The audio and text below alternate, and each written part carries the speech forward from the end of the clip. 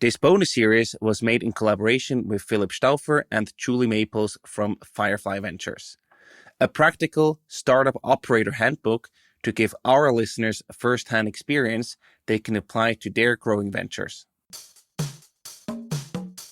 As a founder, you're always doing sales. And even if it's to a point where a round is raised and somebody with a different set of skills that's brought in as CEO, nobody can ever replace a founder.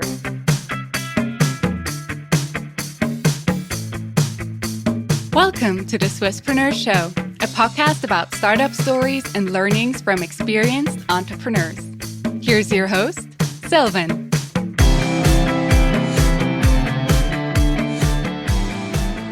Julie, welcome back to the next operational episode with you. Excellent, great to be here.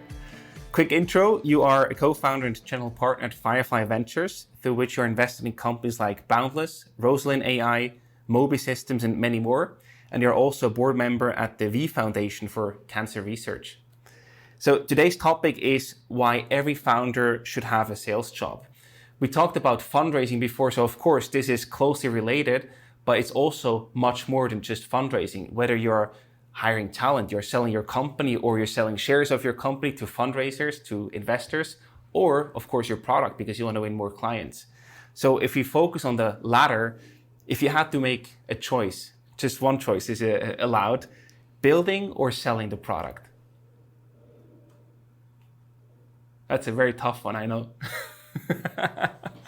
Well, I would see that the two are intertwined. Yeah. So yes, there's the sales part of fundraising, but the sales part of your product is very different. And when you think about a founder being part of the quote unquote sales process early on, it's not the mechanics of a sales, right? It's not the process and building a pipeline. The early sales are really bringing on evangelists, right? Who nobody is going to see the feedback, the pure feedback, and get these subtle messages from what they're hearing from customers, like the founder of a company. So they're going to have intuition about comments or lack of comments, or areas of product distinction, or where the product roadmap should go that nobody else on the team will ever be able to see. Yeah. So a founder needs to be there to hear that themselves.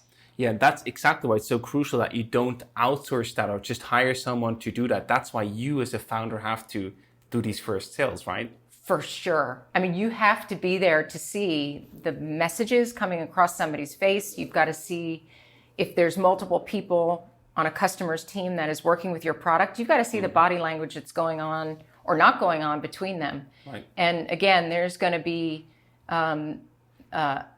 lessons learned coming out of those sessions that nobody else will be able to extract from it but the founder. Now, we might have some founders that say, I love building the product, but I absolutely don't like selling it. I'm so bad at sales, or I just don't like it. What would you recommend to them? I would try to replace the word sales in some of those early customer meetings with something that's very different, with partnership, with this is going to be your evangelist. This is going to be the person who's your biggest champion. Because when you make those early customers happy and you learn from them what's working, what's not working, not that you want to become a custom shop ever, you want to learn across a basket of customers, but think of them as partners, think of them as future champions, future evangelists. Right. And if they're not, that's a good lesson too, right? What have I not done for this set of customers that I should have, that would have made it a better relationship, right? And or not, maybe they're not just your customers, but either way, there's a lot of lessons learned there. 100%. And do you think it's also fair to say if you don't like sales or building these partnerships or early evangelists, that you should maybe not be a founder? Is that too harsh of a statement? I think that even if you're a quieter person, even if you're an introvert, even if you have those early relationships that are built don't have to be quote unquote salesy or extroverted or over the top, or you don't have to be extremely charismatic. All you have to do is share your vision in an authentic voice and learn from the set of people or person that's across from you. But nobody is going to learn the lessons that you are as a founder. And if you miss that opportunity, you're really missing an opportunity to improve your product, your service, your software, really a chance to impact your company in an exponential way, not just a linear way. I like what you just said. You said sharing your vision in an authentic way. Very often, founders that think that they are not good at selling, but do exactly what you just said, sharing their vision, their product idea in an authentic way, they get tremendously valuable feedback and also acquire customers because they are down to earth. They don't try to sell you anything, but they just want to learn and get your feedback. And that actually can bring you way more customers than a very salesy approach. For sure. Now, we also briefly touched upon that before. Some companies think about outsourcing sales, letting someone else doing the full sales process for you and just bringing you clients. In reality, that often doesn't really work, as you might imagine at the beginning. You think it's worth a try to test that out, or is that a very bad idea early on? In my view, it is not a good idea at all. In my view, it is not a good idea. Again, it's an opportunity to learn in very rapid iteration, right? Mm-hmm. Which is burn rate. That's months of cash. It's so many things packed on top of what are those sort of key lessons learned. So there's a lot of implications for not doing it yourself. Yeah. And what about hiring a sales team where you say, well, I don't want to do it myself, so I just hire somebody. Is that the same thing? Later down the road, when you have some version of product market fit, when there are pieces that need to be instrumented, if you will, fine-tuned, processes in place, here's your sales, here's your client services. Right. How does all that work together? For every salesperson I hire later down the road, you know exactly what the output is. Yeah. But in the early days, it's not that way. In the early days, there's way too many lessons to be learned and value to be gotten out of having those meetings yourself. Yeah. I know it sounds like we're repeating ourselves a bit, but this is so important because still many founders think, oh, this is the shortcut. I can just hire someone or outsource it and then we get there. You're not. You're just like letting someone else trying to solve the problem that you as a founder can probably solve best. That's right. I have one founder in particular.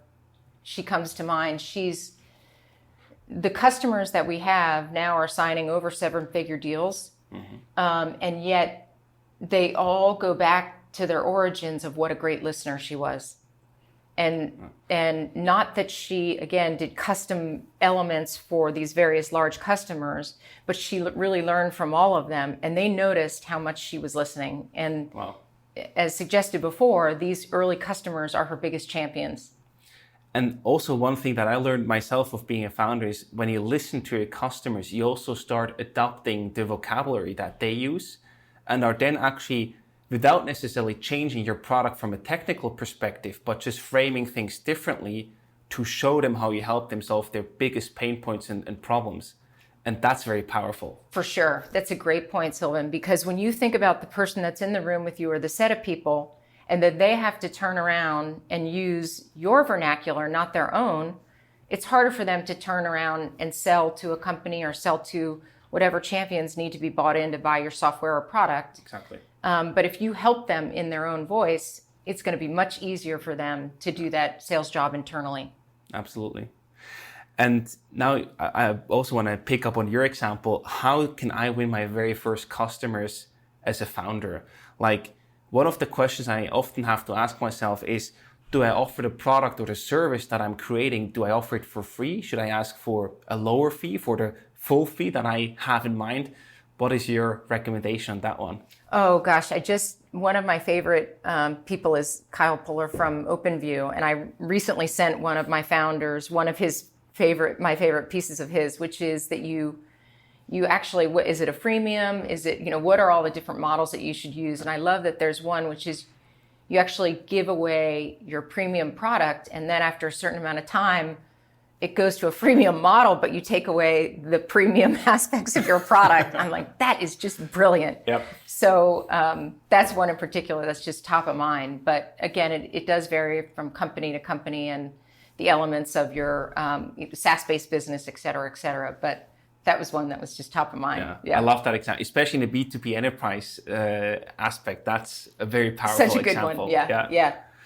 Now, also when you do the early sales, should you reach out through your personal network to get the first sales in, or should you do cold outreach to have a harder validation and more direct feedback from people that don't know you? What would you recommend? I would recommend a combination, which is if there are direct relationships that you have that are people that can be utilizing your product or software and giving you early feedback.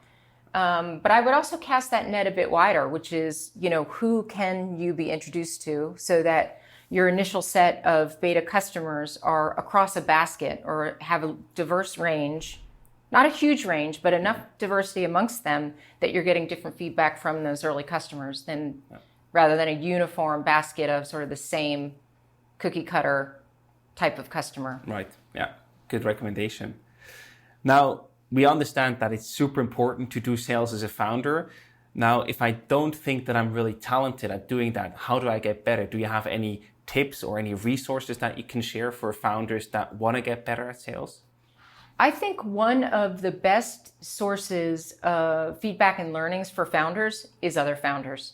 Especially if you look to your ecosystem or community and there's somebody who's post a B round or post a C round or within your network, founders helping founders, they can do it like, they're standing in the same shoes. Yeah. So, and always want to take the time to turn around and, put a hand out and pull somebody up with them. So for me, founders are my best set of referrals, right? Because they're referring other founders to me in the seed stage. So I just see that as a very tight-knit community that is a good source of feedback and, well, frankly, to, commiserate with too, like when the process gets tough in startups, which it inevitably always does.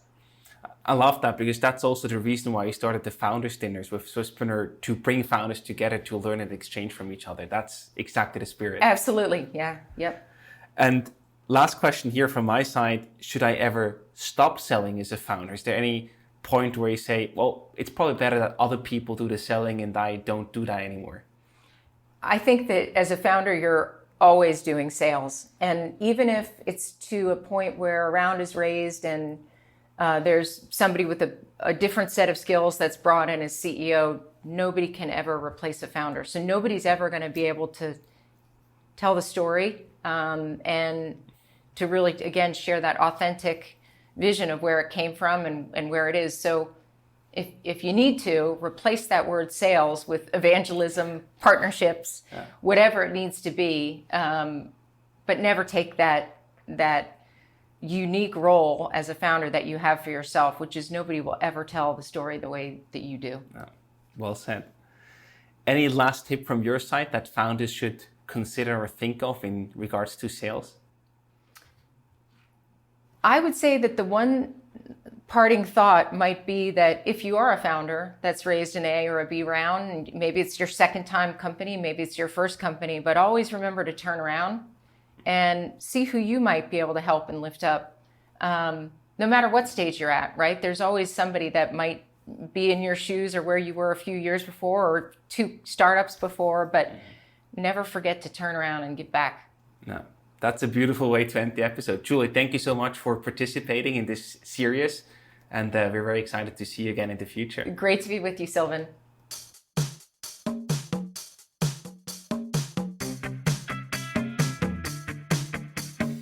We hope you enjoyed today's episode.